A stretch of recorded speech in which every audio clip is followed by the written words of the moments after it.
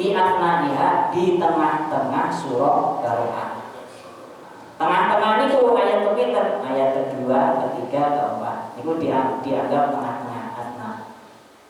Misalkan anggaplah ketika 5 ayat surah Baroah mandek, besoknya melanjutkan. Bagaimana? Hukumnya makruh kalau diawali bismillah, berarti ditinggalkan. Artinya makruh kalau tetap dilakukan tidak dosa, cuma tidak dapat pahala bacaan bismillahnya.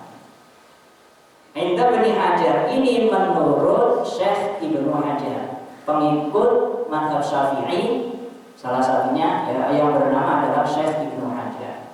Jadi menurut Syekh Ibnu Hajar, di awalnya haram, di pertengahannya makruh baca bismillah. Wa tukrahu fi awwaliha wa tusannu fi athnaiha. Wa tukrahu, dan baca basmalah itu dimakruhkan pada awal surah Baroah. Wa tusannu, dan disunahkan fi athnaiha, di pertengahan surah Baroah, inda Rabi, menurut Imam Rabi. Kalau menurut Imam Rabi sama, ini bermadzhab Syafi'i. Ulama bermadzhab Syafi'i mengatakan maca bismillah di awal surah Baroah dilarang, tapi larangannya sebatas makruh menurut Imam Rabi. Berarti kalau kita ikut Imam Rabi, tidak haram, tidak dosa, cuma boleh ganjaran karena makruh. Sedangkan di pertengahan pada ayat kedua, ketiga, keempat, kelima, misalkan sedekah besoknya ayat kelima, disunnahkan menurut Imam Rabi. Berarti disinilah perselisihan, apakah haram atau makruh. Cuma umumnya guru-guru kita dahulu itu mengikuti Syekh Ibnu Hajar, mengharapkan. Kenapa? Ihtiyaton, karena berhati-hati. Lebih baik mengambil yang dilarang, hukumnya haram. Wong kita baca makruh saja tidak dapat pahala, lebih baik mesisan haram itu diwoco. Kalaupun mongso moco, ya makruh tidak dapat pahala. Adapun di pertengahannya mau dengan bismillah ataupun tidak. Tapi ya kembali lagi, kalau menurut Imam Rabi sunnah, menurut Syekh Ibnu Hajar ya hukumnya makruh. Kemudian watun dabul basmalatu, dan disunahkan membaca basmalah fi athnai jami'is suwar, pada pertengahan seluruh surat, di tengah-tengah. Ya. Jadi membaca Bismillahirrahmanirrahim di tengah-tengah seluruh surat. Misalkan saya membaca surah Al-Baqarah, karena panjang surah Al-Baqarah. Wa ulaika humul muflihun, shadaqallah. Oke, ada mulai lagi. Nah, ketika mulai kan saya di pertengahan surat itu. Nah, katanya ulama sunnah membaca Bismillah. Bismillahirrahmanirrahim. Kemudian Bismillahirrahmanirrahim. Innal ladzina kafaru sawa'un 'alaihim a anzartahum am lam tunzirhum la yu'minun, dan seterusnya. Illa surat Al-Baqarah, kecuali surah Baroah sebagaimana penjelasan. Cuma terlepas sunnahnya membaca bismillah ini, ada ulama justru berselisih pendapat, sebagaimana yang dikupas di dalam kitab Bunya. Ikhtalafal ulama fi sanil basmalah. Para ulama itu berselisih di dalam kesunahan membaca bismillah. 5 qoro'ah bagi orang yang telah membaca min athna'is surah, dari pertengahan surah. Wa amalu salafina, sedangkan amalnya, perbuatan ulama-ulama salaf kita, wa man adraknahu, dan orang yang kami mendapatinya, minal fuqaha, dari ulama-ulama ahli fikih, annahum la yubasmiluna, bahwasanya mereka itu tidak membaca basmalah illa fi awwalis surati faqat, kecuali pada awal surat saja. Jadi terlepas dari sini memang ada perselisihan. Katanya di dalam kitab Bughyatul Mustarsyidin, ulama berselisih pendapat seputar membaca basmalah di pertengahan surat. Ada yang mengawali dengan basmalah, ada yang tidak, perselisihannya. Sehingga dari sini ya semoga-moga kita ngimami di sholat ambil ayat pertengahan ya, waladhdallin amin, terus baca lillahi ma fis samawati, diawali bismillah, moga langsung lillahi ma fis samawati juga monggo. Kadang-kadang kita mendengarkan imam ya, terutama ketika sholat Jumat itu kadang ada yang mengambil pada pertengahan surat, ada yang baca basmalah, ada yang tidak. Itu memang pada dasarnya ada dua pendapat ya. Ketika ada dua pendapat ini ya sudah, tidak bisa kita paksakan, biarkan saja. Tidak baca basmalah biar mojo bismillah batal. Jadi itu tidak ada kaitan sah tidak sahnya sholat atau batal tidak batalnya sholat. Nah, ini yang menyangkut tentang basmalah. Kemudian huruf-huruf, sekarang huruf-huruf Fatihah. Kita berbicara huruf-huruf Fatihah. Ada dua jumlah huruf Fatihah itu mi'atun wa khamsun. Jumlahnya adalah mi'atun wa khamsatun wa khamsuna. Jumlahnya 155 harfan huruf. Jadi Fatihah itu ketika dihitung hurufnya jumlahnya 155 huruf biqiraati dengan membaca lafaz maliki. Membaca malikinya dibaca pendek. Alhamdulillahi rabbil alamin arrahmanir rahim maliki yaumiddin. Jadi kalau ma-nya dipendekkan itu jumlah huruf Fatihah 155. Dan ini bacaan mutawatir, bacaan yang sampai nyambung kepada Rasulullah. Dibawa di dalam sholat, sholatnya sah. Jadi sholatnya tidak batal, sholatnya sah. Atau ulama ada yang mengatakan mi'atun wa sittun wa khamsuna harfan. Jumlah huruf Fatihah itu 156 huruf. Biqiraati maliki dengan memanjangkan malikinya. Ar-Rahmanir Rahim maliki yaumiddin, itu berarti jumlahnya 156. Intinya mana yang kita pakai dari bacaan itu sama-sama sah. Bahkan disebutkan di dalam kitab Bajuri, Hasyiah Bajuri, bahwasanya sebagian ulama, jadi tidak semua ulama, sebagian ulama niku mensunnahkan ketika pada rakaat pertama itu baca Fatihah disunnahkan ma-nya dipanjangkan. Ar-Rahmanir Rahim maliki yaumiddin. Pada rakaat kedua disunahkan dipendekkan. Ar-Rahmanir Rahim maliki yaumiddin. Kedua-duanya bacaannya itu mutawatir. Sehingga diambil oleh sebagian ulama sunnah. Rakaat pertama dipanjangkan, rakaat kedua dipendekkan. Dan sholatnya sah. Alasannya apa? Ketika bertanya alasannya kenapa kok rakaat kedua dipendekkan? Karena di situ ada kesunahan untuk memanjangkan rakaat pertama dari yang kedua atau memendekkan rakaat kedua dari yang pertama. Walaupun satu huruf, katanya sebagian ulama. Jadi untuk mendapatkan fadilah keistimewaan memendekkan rakaat yang setelah rakaat pertama, rakaat kedua itu walaupun satu huruf dipendekkan. Dan itu saya mendapatkan ijazah secara langsung, baca contoh secara langsung dari Kiai Zazri, Kiai Qosori Hamdi. Itu semasa hidupnya ngimami ya seperti itu. Rakaat pertama panjang, rakaat kedua pendek. Cuma kadang ketika kita berada di satu tempat yang tidak tahu tentang ilmu seperti ini dianggap aneh. Yang kedua dianggap sesat. Ada gitu ya karena kurangnya ilmu nih. Yang ketiga batal. Karena itu ilmu itu ya kan penting. Jadi ilmu itu penting. Kemudian wa'adadul huruf, sedangkan jumlah huruf allati laisat fil Fatihah yang tidak ada di dalam surah Fatihah sab'atun. Ada 7. Jadi ada 7 huruf yang tidak ada di Fatihah. Majmu'atun fi qawli ba'dihim, yang terkumpul pada ucapan sebagian ulama, sab'a hurufin kharajat an Fatihah tajid khazin syawfin atat mutatabi'ah. Jadi huruf yang terkumpul, huruf ada 7 huruf yang tidak masuk pada Fatihah. Huruf apa saja? Ta, jim, kha, za, shin, dha, fa. Itu 7. Ya. Berarti selain itu semuanya ada dalam Al-Fatihah. Ya, sampai dirinci penjelasannya oleh ulama fikih seperti itu untuk menambah pengetahuan.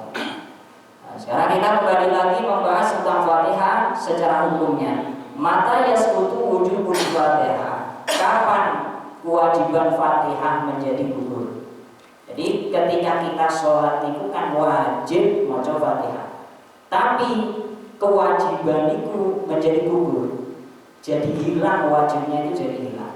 Kapan? La tasqutul Fatihatu, Fatihah itu tidak akan gugur abadan selamanya ketika di dalam sholat. Illa fi halatin wahidatin, kecuali di dalam satu kondisi. Kapan? Waliya halatul masbuk, ketika kondisi kita menjadi makmum masbuk.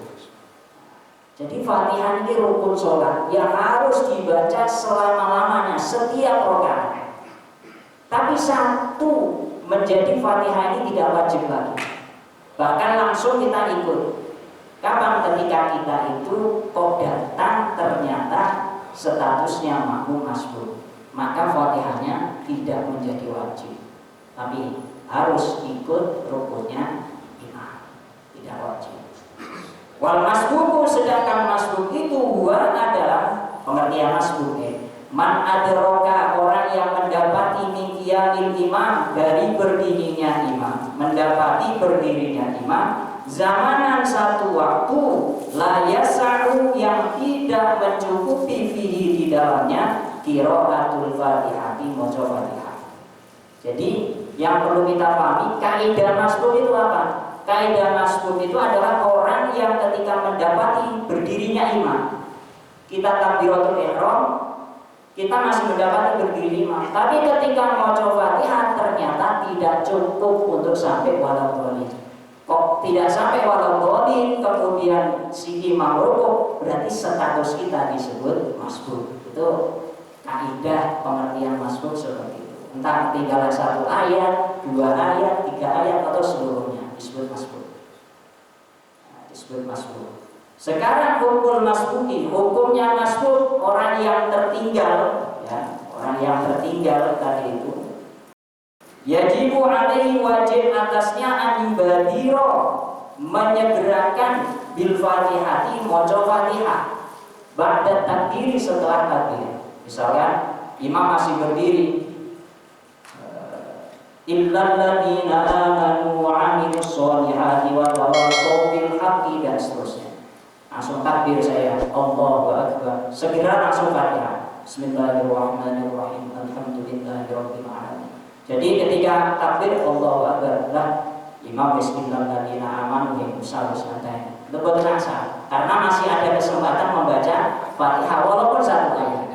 Perkara Bismillahirrahmanirrahim, imam rukuk, baru ya Bismillah terniku. Jadi jangan sampai kurang seayat dan lumuwis. Berarti dia meninggalkan seharusnya yang wajibnya satu ayat. Nah, sehingga ketika takbiratul ihram Allahu Akbar, selagi imam masih berdiri, langsung tidak usah doa iftitah. Bismillahirrahmanirrahim, alhamdulillahirabbil alamin, imam rukuk, ya sudah sampai situ. Sudah sampai situ berarti kewajiban kita. Wala yusannu, dan tidak disunahkan lahu baginya doaul istiftahi, membaca doa iftitah atau istiftah. Wa yarka'u, dan dia rukuk ba'da ruku'il imam, setelah rukuknya imam mubasyaratan, langsung. Jadi kalau imam sudah rukuk, langsung dia rukuk segera.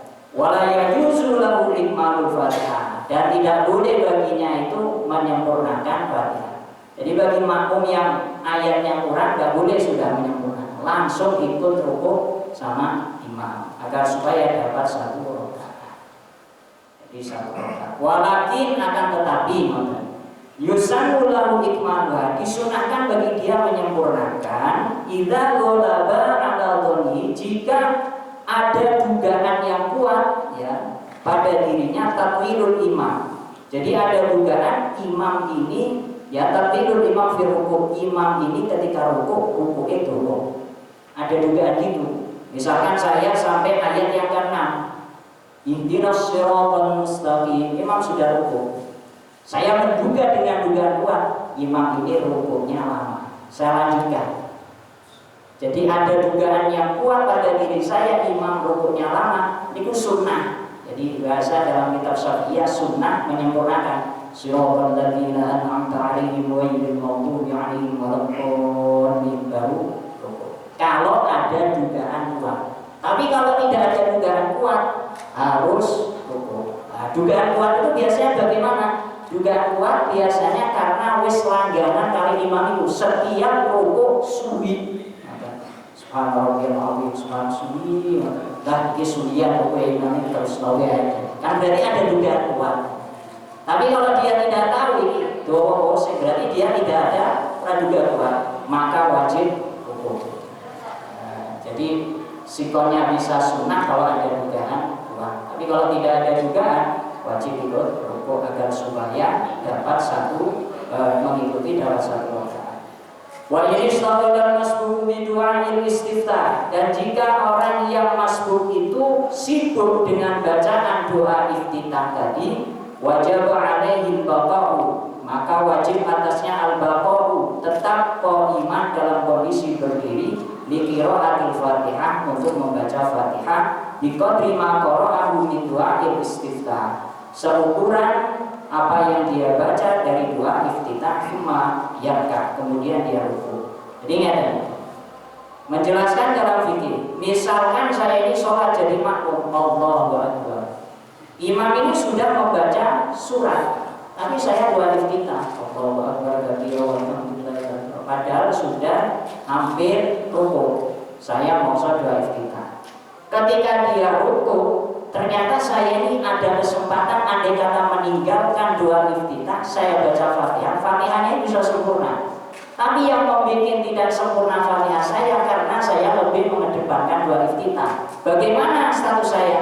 Status saya harus menyempurnakan bacaan Fatihah seukuran lamanya saya membaca doa iftitah.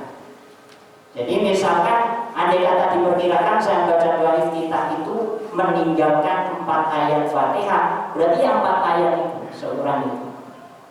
Nah, seukuran 4 ayat itu. Jadi wajib itu, bukan gugur. Karena apa? Karena kita lebih gandoli sunnahnya sholat. Padahal ya seharusnya kita tinggalkan saja. Lebih kita kedepankan wajib.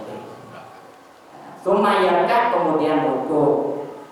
Fa'in adrokan rukuk, ketika dia ternyata membaca Fatihah itu karena terlidurnya dia membaca doa iftitah.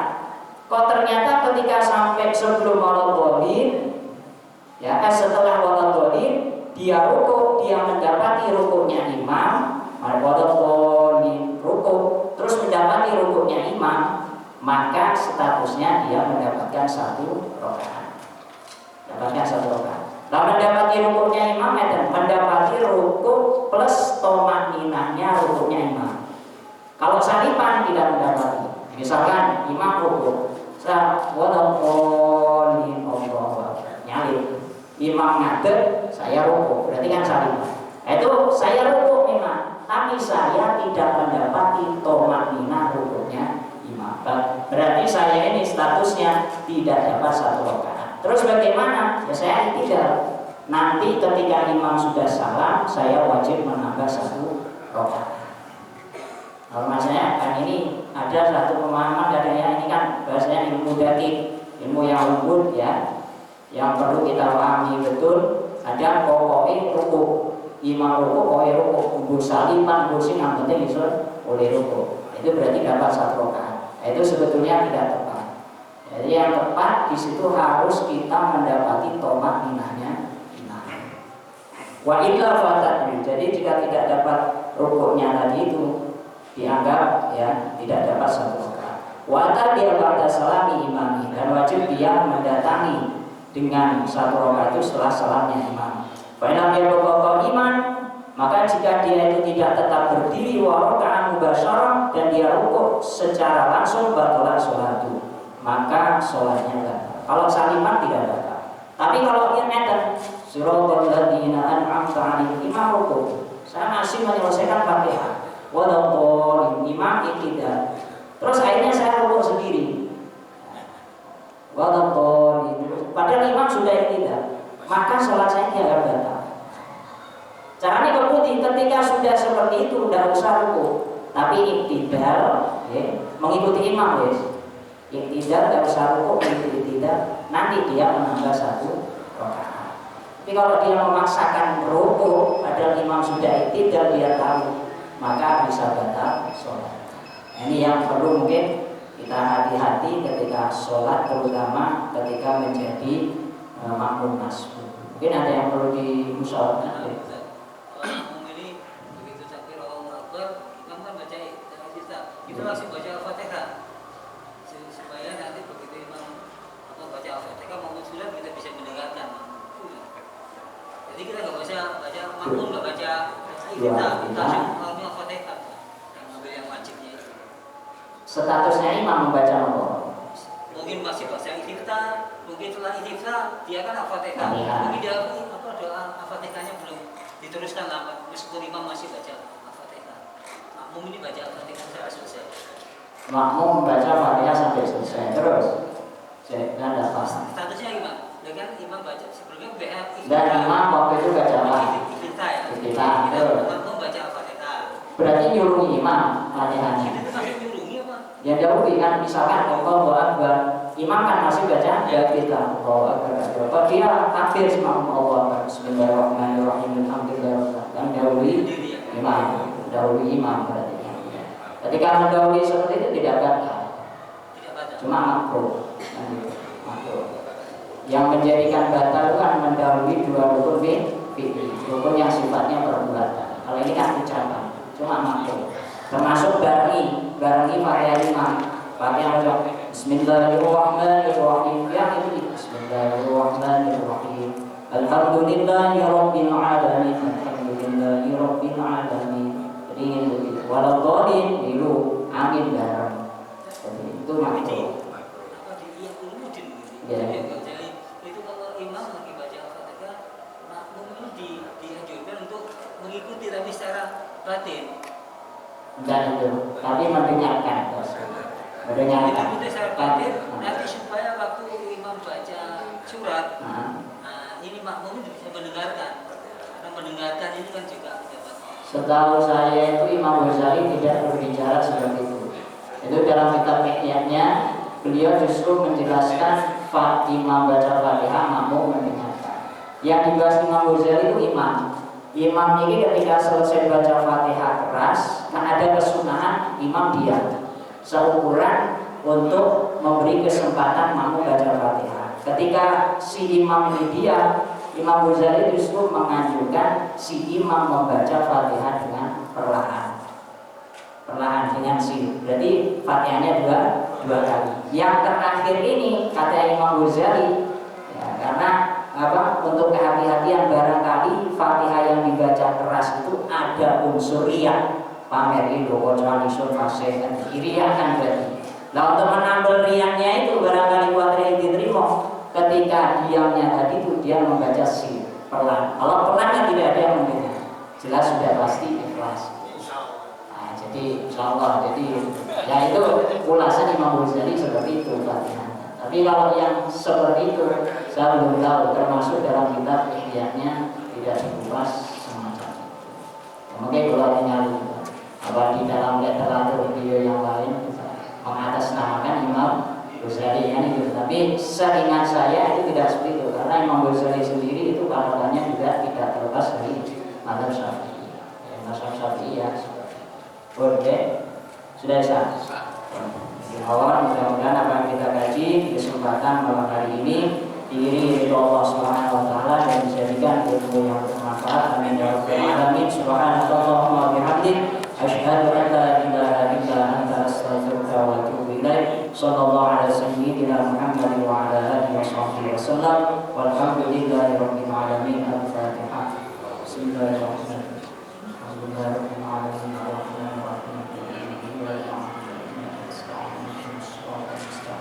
Surah Al-Ladina an'amta 'alaihim ghairil maghdubi 'alaihim waladdallin. Amin. Assalamualaikum warahmatullahi wabarakatuh.